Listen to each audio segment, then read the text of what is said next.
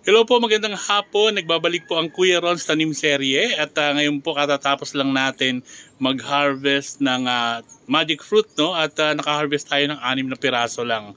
At ngayon po maghahanap po tayo ng group of people na gusto maka-experience na pagkain po ng magic fruit. At syempre bibili muna tayo ng mangga, no, para tikman nila yung pagkakaiba ng kumain ka ng magic fruit at hindi po. Ayan, tayo po ay bababa na. Halika na po, samahan niyo po ako.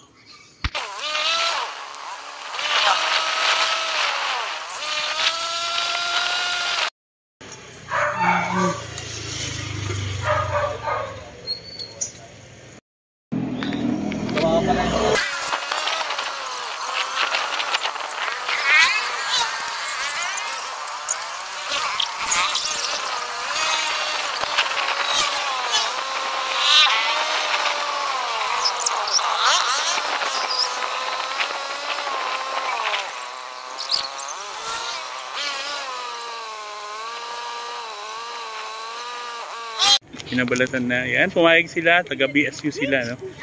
Yan. Si Ate Girl yan. Ate Girl. Yan. Yan. May dala po ako kasing magic fruit na 6. Yan. Titikman nila kung anong reaction nila. First time nilang kumain ng magic fruit na kakainin nila yung manggang hilaw na maasim. Titikman nyo muna yung maasim muna. Para makita nyo yung pagkakaiba. Tikman mo muna yan. Maasim ba? Asim. Yung magic fruit. Hindi, isa lang. Then yung magic fruit. Ay, wait, nabigyan mo si Ella. Kainin mo siya sa hanggang sa ilalim ng dila mo, laruin mo siya. Yan, maasim din, no? Yung buto, pwedeng itanim. Yan. Na-experience mo na yan? Hindi pa? Okay. Okay, kainin mo na ngayon. Kainin mo na tayo mangga. Kinain. Ito lang. Damis! Damis! Kakaiba, no? Kakaibang tamis. Yes! Sige po, sila naman. Sila naman. Sorry late na kayo. Okay na po. Pauwi na. Anong name mo? Kian. Kian. Maasim. Ella po. Asim. And then magic fruit. Magic. Hanggang sa bahay pag nagkumain ka ng mga maasim sinigang matamis. Yan mangganet.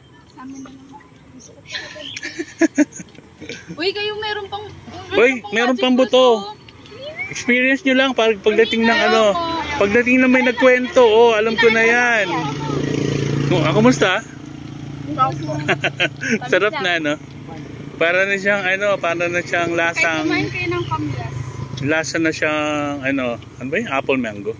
Ang tamis nga niya. Oo. Nung unang tikim mo? Ano po? Matamis. Tumamis na. No, matamis na. Matamis na po. Matamis na. Matamis na po. Tapos na. Naubos na. Yan, meron pa. Ubusin nyo yan. Sige, thank you. Bye-bye. Thank you. Bisa nyo na